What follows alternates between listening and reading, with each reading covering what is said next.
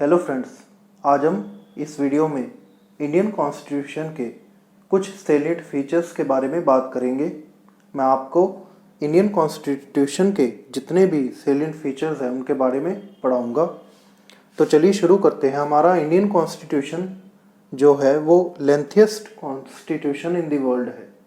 देखिए, ये सभी वर्ल्ड के कॉन्स्टिट्यूशंस से कंपैरेटिवली सबसे लेंथीएस्ट है, सबसे बड़ा है, क्योंकि इसमें ओरिजिनली जो हमारे 1949 में इसे अडॉप्ट किया था उसमें 395 आर्टिकल्स हैं, 22 पार्ट्स हैं और 8 शेड्यूल्स हैं। इस वजह से जब हम इसे कंपाइल करते हैं तो ये लेंथीएस्ट कॉन्स्टिट्यूशन बनता है। और इसकी एक और ख़ासियत है कि ये रिटन कॉन्स्टिट्यूशन है। ये अमेरिका की तरह ही रिटन कॉन्स्टिट्यूशन है। और अब आप सोच रहे होंगे कि अनरिटन कॉन्स्टिट्यूशन भी होता है। हाँ, ये हम इस कंटेक्स्ट में कह रहे हैं कि जो ब्रिटेन का कॉन्स्टिट्यूशन है वो एक सिंगल बुक में कंपाइल नहीं किया गया है, वो डिस्ट्रीब्यूटिव है, कई पार्ट्स में प्रेजेंट है, वो सिंगल बुक में लाई नहीं करता। तो एक तो सैलिएंट फीचर ये रहा हमारे इंडियन कॉन्स्टिट्यूशन का। दूसरा इसका सैलिएंट फीचर है वो है वेरियस सोर्सेस। जो हमारा इंडियन कॉन्स्टिट्यूशन है वो कई सोर्सेज से डिराइव किया गया है। इसको बनाने के लिए हमने कई कंट्रीज़ के कॉन्स्टिट्यूशन से कई जो उनके अच्छे पॉइंट्स थे, इसकी मैं एक डिटेल्ड सेपरेट वीडियो बनाऊंगा। तो हमने क्या किया कि जितनी भी कंट्रीज से हमें जो पार्ट अच्छा लगा, जो क्वालिटीज़ उनकी अच्छी लगी, वो हमने इंडियन कॉन्स्टिट्यूशन में हमारे फ्रेमर्स ने, कॉन्स्टिट्यूशन बनाने वालों ने उसमें इनकॉर्पोरेट कर दी। और जो इसका बेसिक सोर्स था वो गवर्नमेंट ऑफ इंडिया एक्ट भी बना, जो 1935 में ब्रिटिशर्स के द्वारा बनाया गया था। एक तो रहा कि ये कई सोर्सेज से कंपाइल करके बनाया गया है। अब इसका अगला फीचर है वो है रिजिडिटी और फ्लेक्सिबिलिटी। देखिए, रिजिडिटी का मतलब हुआ सख्त और ज़िद्दी। अब आप सोच रहे होंगे ज़िद्दी भी है और फ्लेक्सिबल भी है, ये कैसे है? ये कुछ मौके पर कुछ पार्ट्स में ये काफ़ी रिजिड है, कुछ प्रोविजंस में ये काफ़ी फ्लेक्सिबल है। अब इसमें क्या फ़र्क होगा? रिजिडिटी इससे पता लगती है कि जो भी हमने कुछ प्रोविजंस जब उनको अमेंड करना है, उनमें फेर बदल करनी है, कुछ भी चेंज लेकर आना है, तो कई प्रोविजंस में हमें स्पेशल मेजॉरिटी चाहिए होगी, जिसमें कि जो दोनों हाउसेस हैं हमारे, लोकसभा और राज्यसभा, उनमें जितने टोटल नंबर ऑफ मेंबर्स हैं उनकी मिनिमम 51% वोटिंग तो चाहिए प्रेजेंट और वोटिंग, और 2/3 मेजॉरिटी उनकी वोटिंग में होनी ही चाहिए। ये दोनों कंडीशंस जब पूरी होंगी तब स्पेशल मेजॉरिटी बनेगी। अब इन दोनों कंडीशंस को पूरी करने के बाद ही कुछ जो प्रोविजंस हैं वो अमेंड हो सकेंगे, चेंज किया जा सकता है उनमें। इस लिहाज से इसे हम रिजिड कॉन्स्टिट्यूशन कहते हैं, क्योंकि सख्त है, इसको चेंज करना मुश्किल है। और इसे फ्लेक्सिबल भी कहते हैं। फ्लेक्सिबल कैसे कहते हैं? कुछ पार्ट्स में, कुछ प्रोविजंस में सेम, कुछ अमेंड करने के लिए हमें सिंपल मेजॉरिटी चाहिए होती है।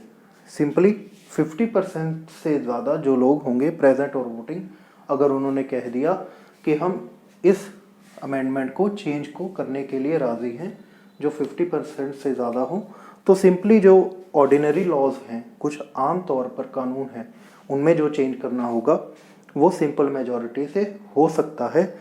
वो हमें कॉन्स्टिट्यूशन परमिशन देता है कि सिंपल मेजॉरिटी के थ्रू आप ये कर सकते हैं।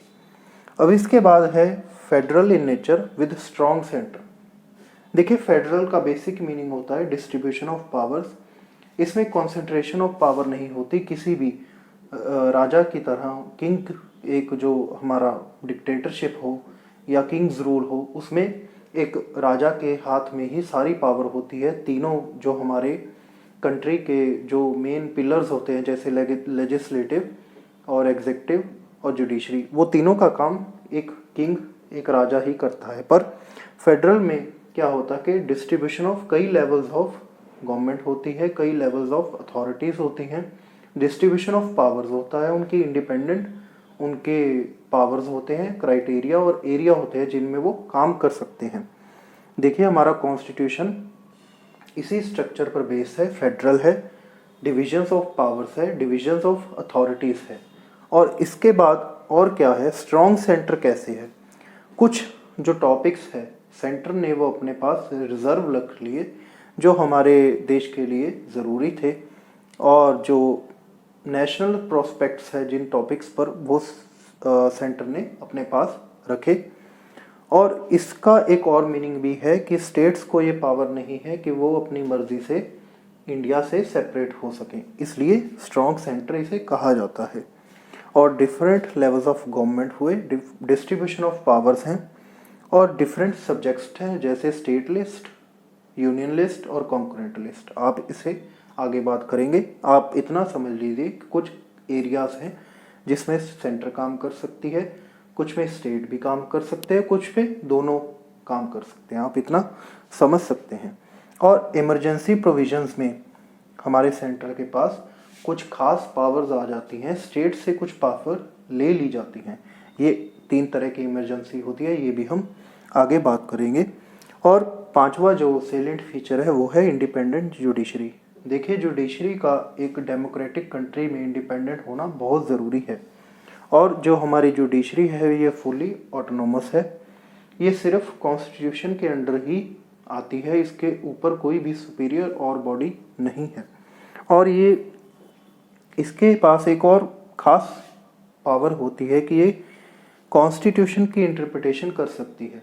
इसको ये पावर दी गई है कि कॉन्स्टिट्यूशन क्या कहना चाहता है, इसका मतलब क्या है, किसी भी आर्टिकल का जो अगर डिस्प्यूट हो तो जुडिशरी हमें बताएगी कि इसका क्या मीनिंग है, इसकी क्या इम्प्लीमेंटेशन हो सकती है। और इनकी हम इंडिपेंडेंटनेस कैसे मेंटेन करते हैं, ये ऐसे होती है कि इन्हें सिक्योरिटी ऑफ सर्विस दी जाती है, इनका टाइम फ्रेम फिक्स होता है और उन्हें पूरी टर्म दी जाती है अपना काम करने के लिए, अपनी जॉब करने के लिए। इनका टेन्योर वो भी फिक्स होता है, जैसे 5 ईयर का। एग्जाम्पल के तौर पर इनकी सैलरीज भी प्रोटेक्टेड होती हैं, आम लेजिस्लेचर इनकी सैलरीज को रोक नहीं सकते हैं, ये भी इनके सर्विस के लिए एक अच्छी बात है। और इनका अगर रिमूवल भी करना हो, सुप्रीम कोर्ट, हाई कोर्ट के जजेस को अगर रिमूव करना हो, देखिए पहले तो बहुत मुश्किल है, अगर करना भी पड़े तो नियर टू इम्पॉसिबल है, किया जा सकता है पर बहुत मुश्किल है। इसका प्रोसेस भी अलग से डिस्कस किया जा सकता है। और एक हमारे कॉन्स्टिट्यूशन में आर्टिकल 211 है, इसमें ये खास तौर पर कहा गया है कि जो भी हमारे लेजिस्लेचर्स हैं जैसे कि पार्लियामेंट है, उसमें किसी भी सुप्रीम कोर्ट के जजेस के कंडक्ट से रिलेटेड उनकी कोई भी चर्चा नहीं की जाएगी। इस पर यह आर्टिकल भी उन्हें प्रोटेक्शन देता है। तो ये हैं कुछ सेलेंट फीचर्स हमारे इंडियन कॉन्स्टिट्यूशन के। आगे और करते हैं, तो चलिए अब हम बात करते हैं फंडामेंटल राइट्स के बारे में। देखिए ये फंडामेंटल राइट्स भी हमारे इंडियन कॉन्स्टिट्यूशन का बहुत ही अच्छा फीचर है। ये फंडामेंटल राइट्स हमें क्या प्रदान करते हैं कि ये फंडामेंटल के बेसिस पर है, ये मिनिमम जो हमारे ज़िंदगी के लिए मिनिमम जो हक हैं, जो राइट्स हैं, ये फंडामेंटल राइट्स हमें देते हैं। ये हमारे कॉन्स्टिट्यूशन का पार्ट है और ये जस्टिशिएबल होते हैं, जैसे कि एनफोर्स्ड बाय लॉ होते हैं। जो हमारे कोर्ट्स हैं इसे किसी भी वायलेशन की स्थिति में इसे एनफोर्स कर सकते हैं, और इसे एनफोर्स करने के लिए रेलेवेंट जो भी रिट्स होती हैं, हमारे पास बेसिकली 5 तरह की रिट्स होती हैं जिन्हें आप कोर्ट के ऑर्डर कह सकते हैं अकॉर्डिंग टू द सिचुएशन। वो ऐसी डायरेक्शंस हैं जो किसी भी पर्सन, अथॉरिटी या रेलेवेंट सिचुएशन के थ्रू किसी भी लोअर अथॉरिटी को दे सकते हैं, उसे हम रिट्स कहते हैं, जो हमारे फंडामेंटल राइट्स को प्रोटेक्ट करते हैं, कोई भी वायलेशन से उसे रोकते हैं होने से। और जो ये फंडामेंटल राइट्स हैं ये एब्सोल्यूट नहीं है, ये एक रीजनेबल एक्सटेंट तक ही आपका राइट माना जाता है। जैसे आप मान लें कि अगर आपका राइट है कि आप रास्ते से जा सकते हैं, पर ये नहीं कि किसी को रास्ते पर आप किसी को टक्कर मार के जाएं, ये नहीं हो सकता। या आप ये कह सकते हैं कि हाथ आप फैलाकर रास्ते पर चल सकते हैं, पर ये नहीं कि आप किसी को भी थप्पड़ मार दें। तो जो भी आपके फंडामेंटल राइट्स हैं, जो भी आपके हक हैं, वो एक रीजनेबल रिस्ट्रिक्शंस के साथ आते हैं। आपको एक लिमिटेड एक्सटेंट तक ही आपको फंडामेंटल राइट्स आपको मिलते हैं। और जो ये हमारे फंडामेंटल राइट्स हैं, ये इमरजेंसी के दौरान सस्पेंड हो सकते हैं। और कोई भी एग्रीव्ड पर्सन है, जो भी इससे सफ़र है, जिसके फंडामेंटल राइट्स एग्रीव्ड हुए हैं, वायलेशन की गई है, तो वो डायरेक्टली सुप्रीम कोर्ट या हाई कोर्ट को अप्रोच कर सकता है अपने फंडामेंटल राइट्स को एनफोर्स करने के लिए। तो एक तो ये रहा। और एक और फीचर है इसका DPSPs, directive principles of state policy. ये देखिए, जो हमारे DPSPs हैं, इसमें कई बातें एक डायरेक्शन के तौर पर स्टेट के लिए, स्टेट को हम एज अ इंडिया भी कहते हैं, तो किसी भी नेशन वाइड जिसे हम स्टेट कहते हैं, स्टेट वर्ड से रिप्रेजेंट करते हैं, ये DPSPs उसे एक तरह से हिदायत है, डायरेक्शन है, एक सलाह है कि वो इस तरह काम करे, इस टॉपिक्स पर काम करे, इन्हें इम्प्लीमेंट करने के लिए। और जो हमारे DPSPs हैं, ये idea of social and economic democracy को प्रमोट करते हैं। और ये इस प्रिंसिपल पर एस्टैब्लिश्ड है कि एक वेलफेयर सोसाइटी का निर्माण करना है, एक वेलफेयर सोसाइटी की फॉर्मेशन करनी है, जहाँ पर सभी लोगों का वेलफेयर हो, अच्छा हो, भलाई हो, और उनका जो एनहेंसमेंट हो, तरक्की हो। और ये जो हमारे DPSPs हैं, ये नॉन जस्टिशिएबल हैं। इसका मतलब क्या हुआ कि कोर्ट्स के द्वारा अगर ये सरकार के द्वारा इम्प्लीमेंट ना किए जाए तो कोर्ट्स इन्हें एनफोर्स नहीं कर सकती। ये स्टेट्स पर बाउंड नहीं है। सिंपली ये एक स्टेट की ड्यूटी है कि वो इनकी डायरेक्शंस के अंडर काम करे।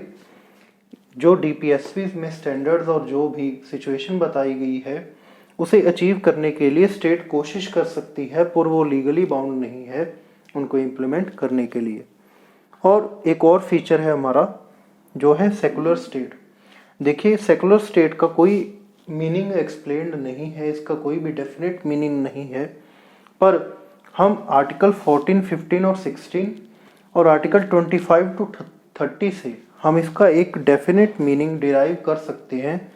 और कई सुप्रीम कोर्ट की जो रूलिंग्स हैं, उनमें भी कहा गया है। देखिए, इसका बेसिक मीनिंग ये बनेगा कि किसी भी पर्टिकुलर रिलीजन को हम बेनिफिट नहीं करते, सपोर्ट नहीं करते। स्टेट का कोई भी रिलीजन नहीं है, किसी पर्टिकुलर रिलीजन के तरफ कोई भी सॉफ्ट कॉर्नर या टिल्टेड नहीं होगी गवर्नमेंट हमारी। और सेकुलर स्टेट का हम एक पॉजिटिव मीनिंग लेते हैं कि ये सभी रिलीजन्स को इक्वली रिस्पेक्ट करती है, उनको इक्वल राइट्स देती है, और उन्हें अपने सेलिब्रेशंस, इम्प्लीमेंटेशन, मेंटेनेंस और उन तमाम चीज़ों को करने के लिए जो उनके रिलीजन से रिलेटेड है, उनको इक्वल राइट्स और पावर्स देती है। ये है हमारा positive meaning of secular state. इसके आगे हमारा एक और फीचर है, वो है सिंगल सिटीजनशिप। देखिए, जैसे USA में एक फीचर है कि उनकी नेशन का जो सिटीजनशिप है वो अलग होती है, और उनकी स्टेट की जो सिटीजनशिप है वो अलग होती है। पर ये जो फीचर है, ये जो फंक्शन है, हमारे इंडिया में नहीं है। पूरे इंडिया के लिए और स्टेट्स के लिए एक ही सिटीजनशिप है। जो भी पर्सन है वो इंडिया में अगर सिटीजन है तो वो किसी भी स्टेट में जाकर सेटल हो सकता है, रह सकता है, जा सकता है। तो हमारे इंडिया में सिंगल सिटीजनशिप का ही रूल है। और इसके बाद हमारा है अडल्ट फ्रेंचाइज। देखिए, पहले तो इनिशियली 21 साल के लोग ही वोटिंग राइट रखते थे। 21 साल और 21 साल से ज़्यादा के लोग ही वोट डाल सकते थे, पर 61st अमेंडमेंट के थ्रू ये एज 18 ईयर्स कर दी गई। और एडल्ट फ्रेंचाइज का इस पर बेस्ड है कि कोई भी डेमोक्रेटिक कंट्री, रिपब्लिक कंट्री, वो एडल्ट फ्रेंचाइज के बेस पर ही अपने रिप्रेजेंटेटिव्स सिलेक्ट करती है, चुनती है और उनको पार्लियामेंट में भेजा जाता है। और इसके बाद एक बड़ा ही स्पेशल फीचर है लोकल गवर्नमेंट का कंसेप्ट। देखिए, ये किसी भी दूसरी कंट्री में प्रेजेंट नहीं है। ये हमारे इंडियन कॉन्स्टिट्यूशन में, इंडियन जो गवर्नमेंट सिस्टम है उसका एक बहुत ही अच्छा फीचर है लोकल गवर्नमेंट कंसेप्ट, जिससे आप ऐसे भी समझ सकते हैं पंचायती राज और म्यूनिसिपैलिटीज बिल्कुल ही लोकल लेवल पर भी एक लेवल ऑफ अथॉरिटी है, लेवल ऑफ एडमिनिस्ट्रेशन है, लेवल ऑफ गवर्नमेंट है। तो विलेजेस के तौर पर ग्राम पंचायत, जो पंचायती राज एक्ट है उसके अंडर एक सेटअप बनाया हुआ है कि विलेज के लोग वो ही इकट्ठे होकर अपने उनके जो भी प्रॉब्लम्स है उनको आप सॉल्व कर सकते हैं अपने आप से ही, और अपनी जो लोकल प्रॉब्लम्स है, लोकल नीड्स है, उसको फुलफिल कर सकते हैं। तो ये था एक और फीचर हमारा इंडियन कॉन्स्टिट्यूशन का। तो ये थे हमारे सारे salient features of Indian constitution. I hope आपको अच्छे से समझ आया होगा। अगर आपकी कोई भी क्वेरी है तो आप कमेंट बॉक्स में ज़रूर बताएं और लाइक, शेयर और कमेंट ज़रूर कीजिएगा। Thank you.